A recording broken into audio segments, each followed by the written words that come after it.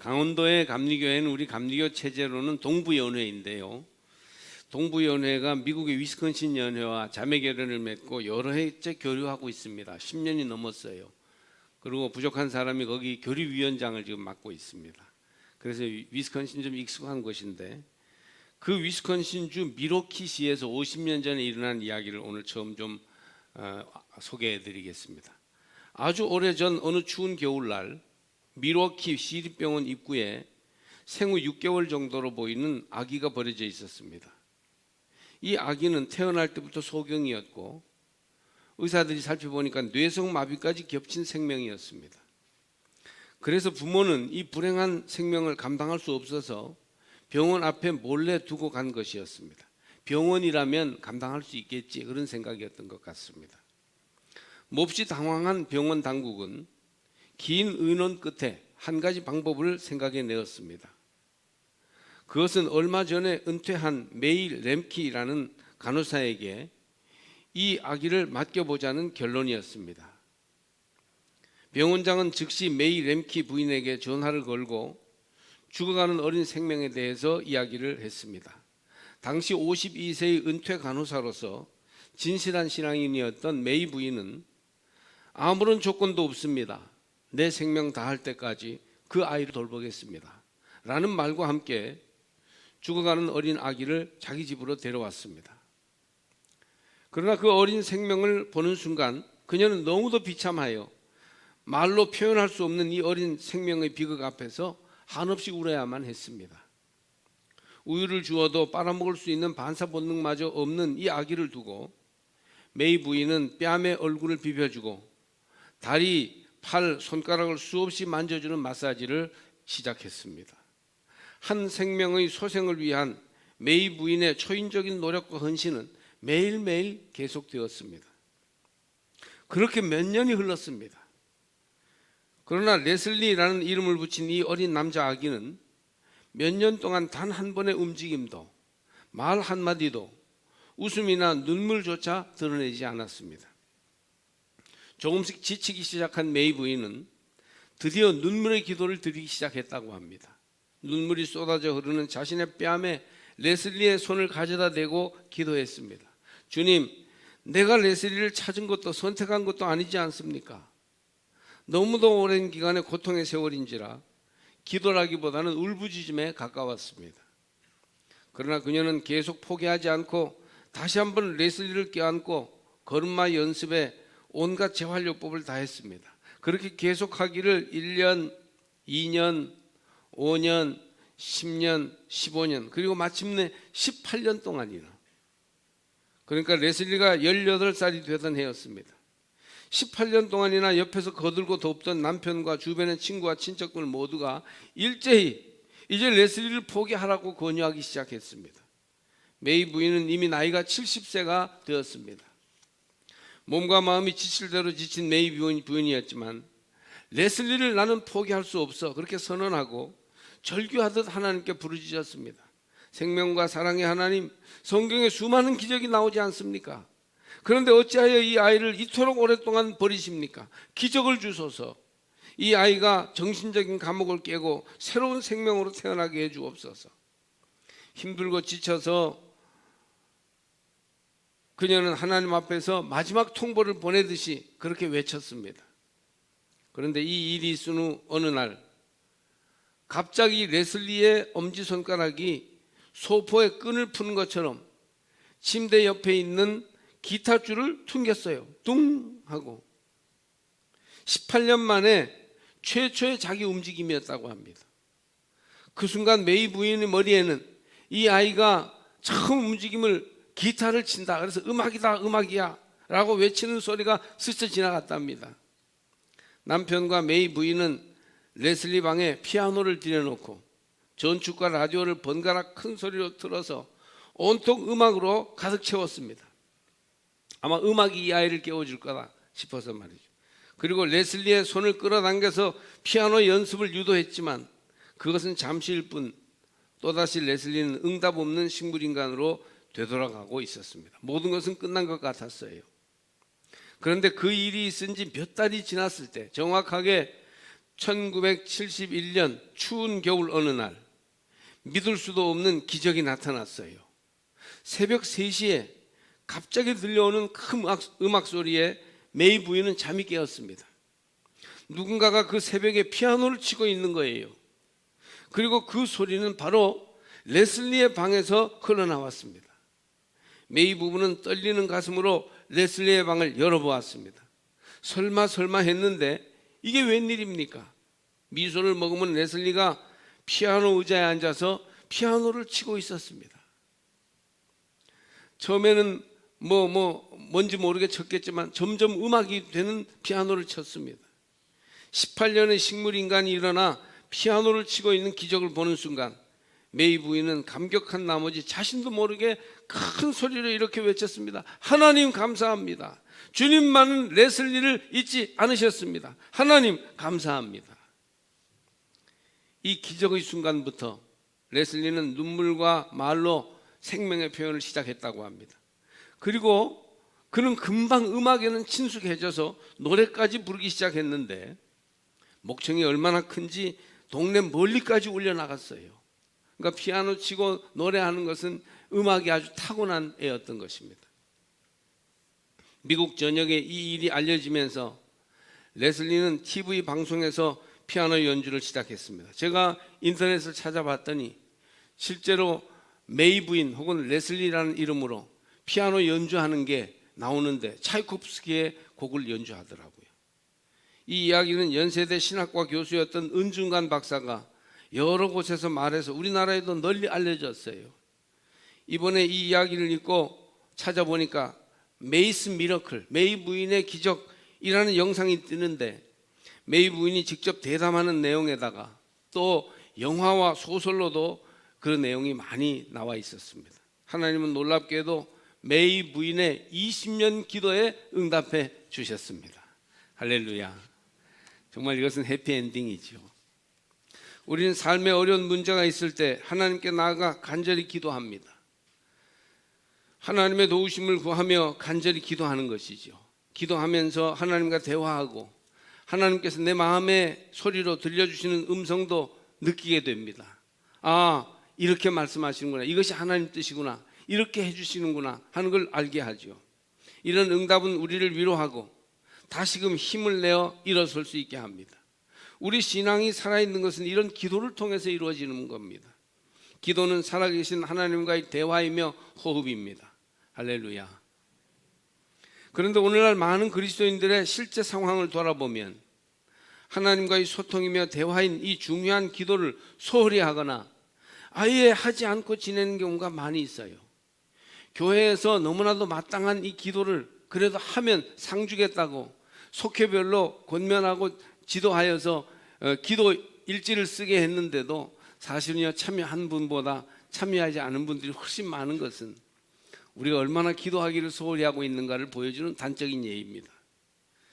신앙생활 하면서도 마땅히 기도할 때 기도하지 않고 기도한다 해도 바르게 구하지 않는 일이 많습니다. 오늘 말씀에도 우리는 마땅히 기도할 바를 알지 못하나 라고 하여서 마땅히 기도해야 한다는 것을 말씀하는데 그 마땅히 기도해야 할 길을 알지 못하는 경우가 있다는 것입니다.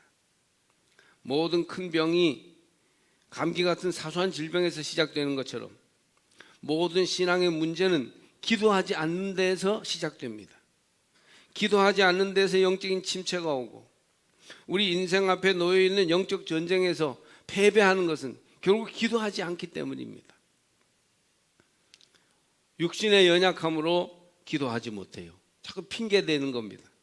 나는 육신이 연약해요. 기도하려고 해도 피곤해서 못하겠어요. 새벽 기도에 대하여 말하면 대다수의 사람들이 새벽 기도를 하면요, 낮에 생활할 수가 없어요. 머리가 아프고 어지럽고요, 밥맛도 떨어지는 거예요. 그래서 도저히 새벽 기도는 못하겠어요. 그렇게 대답합니다. 기도해야 하는 줄 알지만 육신의 연약함으로 기도하지 못한다는 것입니다. 육신의 연약함을 마치 방패처럼 둘러치고 기도하기를 아예 포기하는 것입니다. 영적으로 승리하려면 그래도 될까요? 물론 안 되죠. 육신의 연약함을 이기고 기도하기를 주님은 원하십니다. 예수님께서 제자들과 함께 겟세마네 동산에서 기도하러 가셨을 때 고민하며 땀이 흘러 피가 될 때까지 기도하셨어요. 진을 다하여 기도하신 것입니다. 그런데 제자들은 육신이 피곤하여 잠을 자고 있었어요.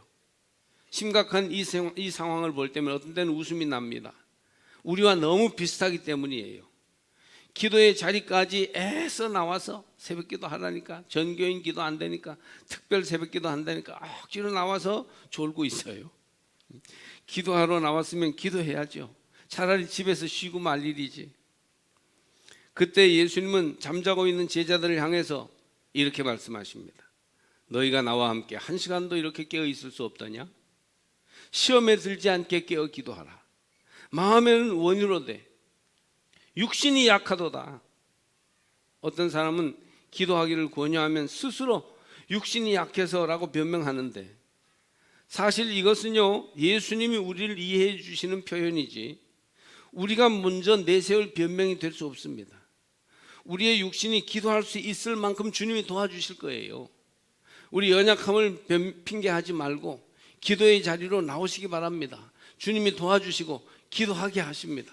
그렇게 함으로 영과 육이 아울러 강건하도록 인도해 주십니다. 또 정욕으로 잘못 구하는 때가 있어요.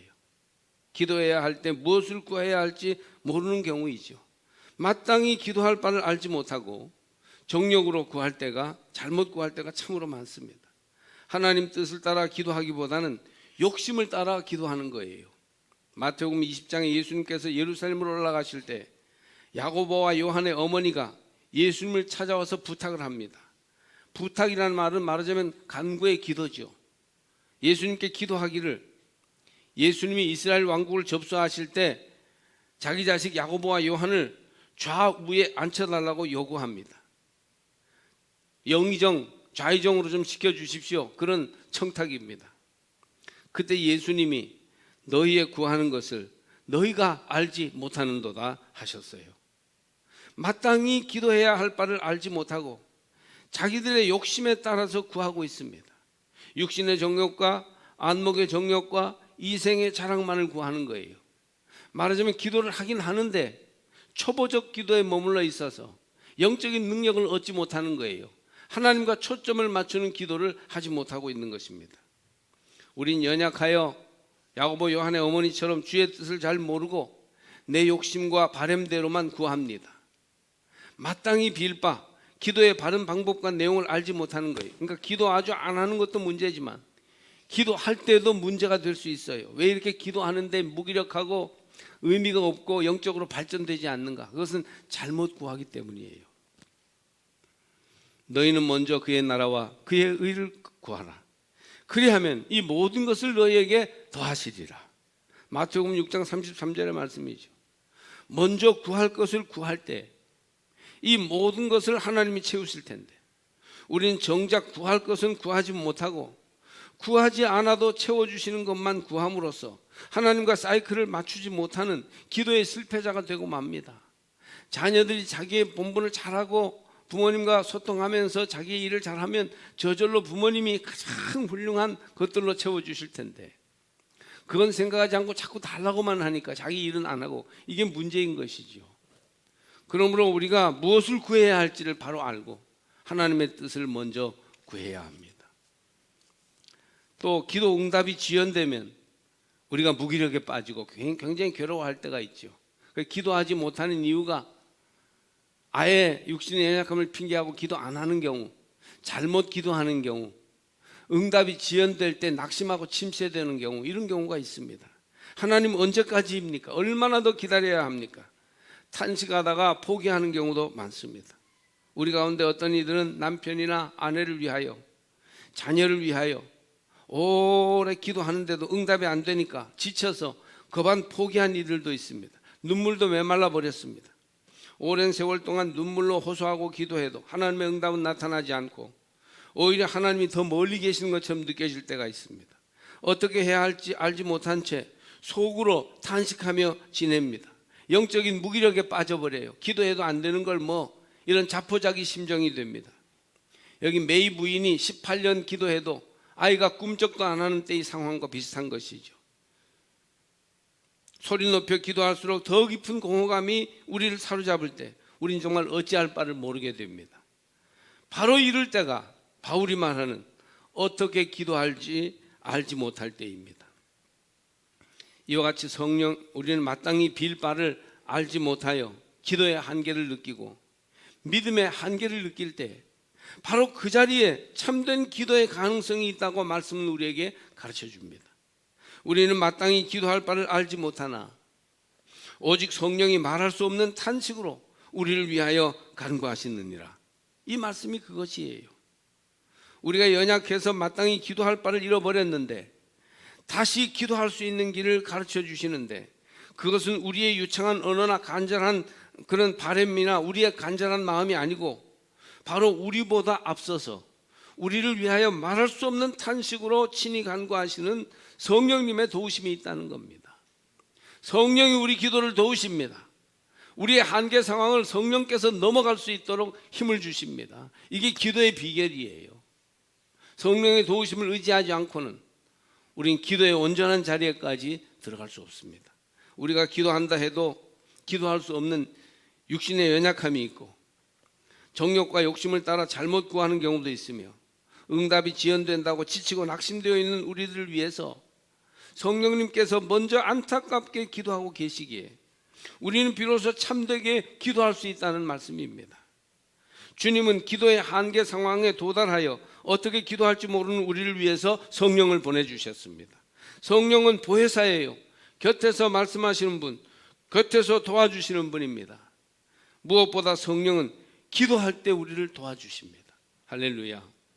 이제는 끝이다, 절망이다, 안 된다, 이렇게 우리의 모든 수고와 한계 상황, 믿음의 모든 힘을 다 모아서 끝까지 애쓸 때 그때 와서 도와주시는 분이 성령이십니다. 성령이 어떻게 도우십니까? 오늘 성경을 보니까 이와 같이 성령도 우리 연약함을 도우시나니 우리가 마땅히 빌 바를 알지 못하나 오직 성령이 말할 수 없는 탄식으로 우리를 위하여 친히 간구하시느니라. 그러니까 성령은 우리를 도우시는데 특별히 우리를 위하여 기도하심으로 우리를 돕습니다. 기도로서 우리를 돕는 분이 성령이세요. 성령께서 우리 연약함을 도와주시는 것은 인생의 무거운 짐을 지고 쓰러지며 더 이상 견디지 못할 때 고통 속에 신음하고 있는 모습을 보며 공감하시고 함께 탄식하심으로 도와주십니다. 나 혼자 이 고통을 겪는 게 아니다. 나 혼자 이 상황을 견디는 게 아니다. 성령께서 나와 함께 하신다.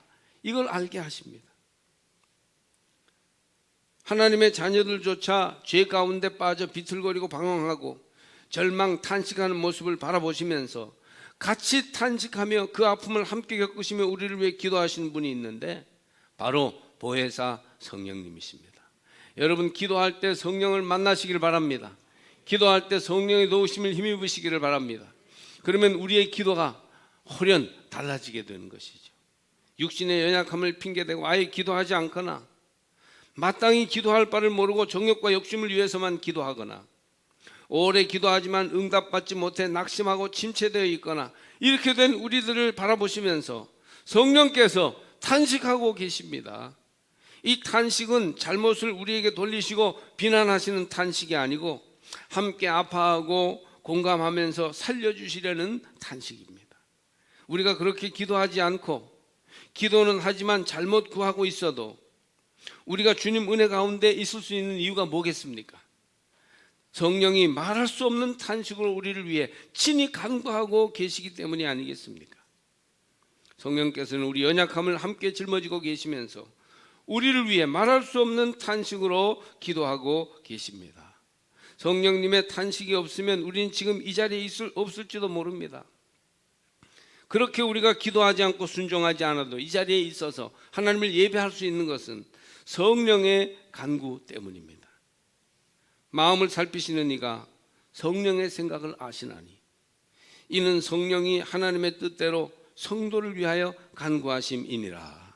27절 말씀에 육신의 연약함을 이기고 끝까지 바르게 기도하되 우리가 기도해서 승리할 수 있는 것, 기도로서 주님의 은총과 사랑과 축복을 누릴 수 있는 것은 성령의 인도하심이 있을 때 가능한 것이에요. 하나님은 도와주시고 함께 하십니다.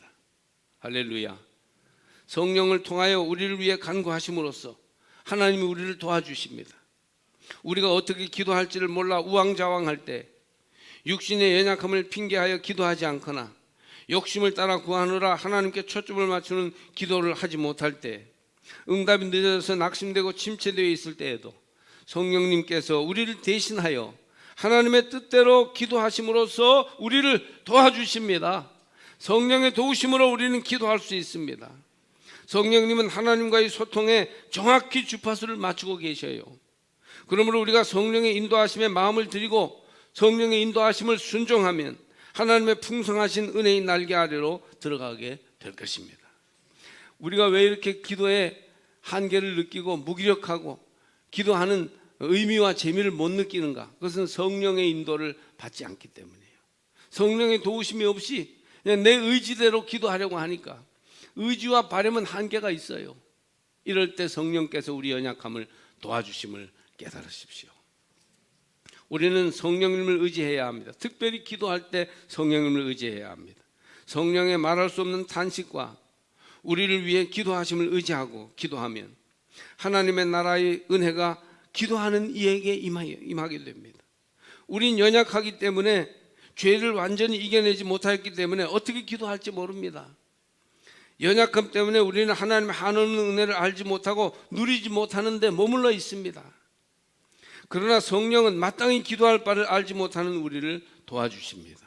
성령은 하나님의 언어로 하나님의 능력으로 하나님께 말씀하도록 우리를 인도하십니다. 우리는 온갖 세상 유혹과 연약함 때문에 기도로 표현하지 못하는데 성령께서 우리의 탄식을 담아 하나님께 간구해 주셔요. 성령과 함께 기도하십시오. 특별히 이 사순절에 성령의 인도하심을 따라 기도하기를 훈련하시기를 축복합니다. 이때 성령을 의지하며 기도로 나아가면요, 하나님께서 많은 은사를 주실 때가 있습니다. 때로는 방언과 같은 은사도 주시고 신비한 능력을 얻어 우리 이상의 기도를 드릴 수 있게 해주십니다. 말할 수 없는 기쁨의 은사도 나타나고 내가 할 수 있는 것 이상의 어떤 일도 할 수 있게 하시며 용서할 수 없는 사람도 용서하도록 성령께서 도우시고 치유와 사랑의 은사도 나타나게 하십니다. 불이 임하는 것처럼 가슴이 뜨거워지게도 하시고 할렐루야, 한없는 눈물이 흘러 마음이 씻어지게도 하시며 도저히 회복될 것 같지 않았던 인간관계가 회복되기도 하는 것입니다. 성령의 인도하심을 따라 기도하시면 이런 각양 은사가 풍성하게 나타나게 될 것입니다. 경건의 모양만 있고 경건의 능력을 잃어버린 성도들이 오늘날 많습니다. 겉으로는 집사, 권사, 장로, 전도사, 목사라는 직분을 가지고 어떤 위치에서 점잖게 생활하니까 경건하다고 여기는데 실제 생활 속으로 들어가 보면 실제 문제에 부딪혀 보면 모양만 있지 능력이 없어요. 경건의 능력을 잃어버렸어요. 두 가지 문제가 있어요. 하나는 훈련이 없고 기도 안 하는 거예요. 또 하나는 성령을 의지하지 않기 때문입니다. 우리가 왜 이렇게 무기력하고 경건의 모양만 있고 경건의 능력을 잃어버렸는가? 훈련하지 않고 성령을 의지하지 않기 때문이에요. 감리교회의 아버지 요한 웨슬리 목사님은 경건을 가장 강조하고 훈련을 철저하게 시켰습니다.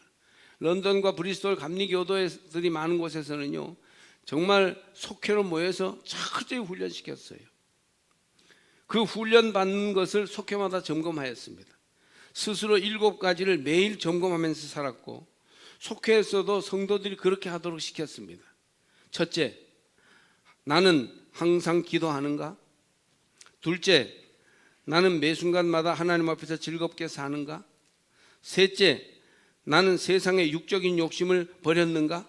아직도 세상의 육적인 향락을 좋아하고 있지 않은가 하는 거예요. 실제로 그것을 다 버렸는가? 넷째, 믿음이 있다고 하면서 매사에 두려워하고 걱정하는가? 다섯째, 하나님의 사랑을 실제로 느끼며 사는가? 여섯째, 나는 말과 행동에서 늘 하나님을 기쁘시게 하는 삶을 살고 있는가? 일곱째, 나는 항상 모든 일에 감사하고 있는가? 이걸 매일 점검했어요. 영적인 상태를 항상 점검하고 그것을 고백하고 그대로 못하면 막 꾸짖기도 하고 그랬습니다. 그래서 감리교도들은 성자처럼 살았고 절대 남 속이거나 헛된 일에 빠지지 않았고 경건의 모양과 함께 능력을 가지고 살았던 것이에요. 이 7가지 경건의 점검 내용 가운데서 처음 나오는 것이 여러분 들었듯이 나는 항상 기도하는가입니다. 영적인 사람이라고 해서 늘 능력 있고 경건하게 사는 게 아니에요. 훈련이 필요합니다. 그리고 성령님을 매 순간 의지해야 합니다. 특별히 기도할 때 성령을 의지해야 합니다. 통성기도 합시다, 주여 하고 기도합시다 해보면 인간적으로 기도하는지 성령님을 의지하고 기도하는지 느낌이 옵니다. 우리 교회 성도들은 좀 더 성령님을 의지하고 기도하시기를 바랍니다. 목회자로서 상당히 무게를 담아 권유하는 것이니 성령을 의지하고 기도하시기를 바랍니다. 성령이 하나님 뜻대로 성도를 위하여 간구해 주십니다. 기도할 때 성령 안에서 기도해야지 내 생각으로 내 마음으로 내 의지로만 기도해서는 안 돼요. 그것은 너무 무기력하고 그것은 너무 형식적인 기도가 되고 마는 것이에요. 우리는 성령님을 의지하여 성령 안에서 전진하면 됩니다. 뭐 너무 인간적인 걸 자꾸 따지지 마시고 성령님 나를 도와주세요, 나를 잡아주세요, 그리고 나가면 되는 거예요. 성령이 하나님 뜻대로 마음을 열고 하나님을 향해서 집중하도록 인도해 주십니다. 성령께서 친히 강구하시며 기도하게 하세요. 처음에는 내가 성령님을 붙들고 도우심을 구했는데 나중에는 성령이 나를 붙들고 기도하도록 이끌어 가시는 겁니다. 중국 시진핑이 기독교를 요즘 은근히 많이 박해하고 있습니다. 선교사님들이 거의 추방당했어요. 미국하고 서로 이렇게 대결하면서 지금 선교사들이 도움이 안 된다고 생각하는 것 같아요. 그래서 요즘 우리 땅에 중국 선교에 관련된 분들이 많이 들어와 있습니다. 조선족은 이미 100만이 이 나라에 들어와 있죠. 그들 중에는 크리스천들이 많습니다. 조선족 크리스천들은 한국교회가 모교회예요. 마더처치예요. 한국교회와 교인들에 대한 기대감과 존경심이 있습니다. 한국교회의 열정, 한국교회의 사랑, 한국교회의 선교의 능력으로 이 많은 조선족 교회들이 세워지고 도움을 받았기 때문에 한국교회에 영적으로 의지해요. 그런데 막상 한국에 와보니까 한국교회가 영적으로 해이해져서 배울 게 없는 거예요. 형식적인 믿음, 모양만 있는 경건임을 알게 됩니다. 한마디로 어떻게 기도해야 할지 기도의 길을 찾지 못하고 있어요. 그들은 중국에서 순교자의 믿음을 가지고 살았는데 한국에 와서 좀 배우려고 해보니까 모교회인 줄 알았더니 기도의 능력도 없는 날라리 교인들이라는 겁니다. 여러분 부끄럽지 않습니까? 지금은 정말 기도를 회복해야 할 때예요. 한국교회를 살릴 수 있는 길은 기도밖에는 없어요. 우리 성도들이 주님 앞에서 능력을 얻고 새롭게 설 수 있는 길도 열정적인 성령 충만한 기도밖에는 없어요. 사순절은 부활절 앞에 40일입니다. 이 기간을 매년 성도들에게 하나님께서 주시는 것은 절기 지켜라, 그저 이 절기니까 생각하면서 지나가라 이런 말이 아니고 우리의 삶과 믿음을 새롭게 셋업하라는 거예요. 예? 다 해서 새로 이렇게 처음부터 다시 다 해서 착 새로 좀 우리 삶과 믿음을 만들어 놓으라, 그런 뜻으로 사순절이 있다고 저는 봅니다. 우리 생활, 우리 믿음, 우리 인간관계, 우리 습관, 우리의 행동 방식을 새로 갈아엎고 바로잡는 기간으로 하나님이 주신 것이에요. 이 40일 동안 예수님 닮아라, 성화되라, 달라져야 된다, 그렇게 말씀하고 계시는 겁니다. 특별히 이때 우리의 기도 생활 수준을 높여야 합니다. 기도를 업그레이드 하십시오. 언제까지 그런 무기력한 기도에 머물러 있으면서 스스로를 변화시키려고 하지 않은 것입니까? 예수님이 공생에 들어가시기 전에 광야에서 기도한 40일과 이 사순절은 같은 것입니다. 우리는 이때 기도로서 나가야 합니다. 성령 체험을 한 영적인 사람도, 평생 새벽 기도하면서 하나님과 동행한다는 사람도, 오래 믿어서 남을 가르칠 능력이 있는 사람도, 오랫동안 교회 생활을 해서 이제 더 배울 것이 없다 생각하는 사람도, 평생 우리가 이와 같은 자리에 머물러 있을 것이 아니라 경건의 훈련을 해야 되고 성령님의 인도를 받아야 합니다. 사랑하는 제일교회 성도 여러분, 기도로서 새롭게 나가십시오. 그때 교회 생활의 기쁨이 있고 능력이 회복되며 레슬리에게서 나타났던 것 같은 변화의 기적, 우리의 삶을 전폭적으로 새롭게 할 수 있는 기적이 나타나게 될 것입니다. 할렐루야.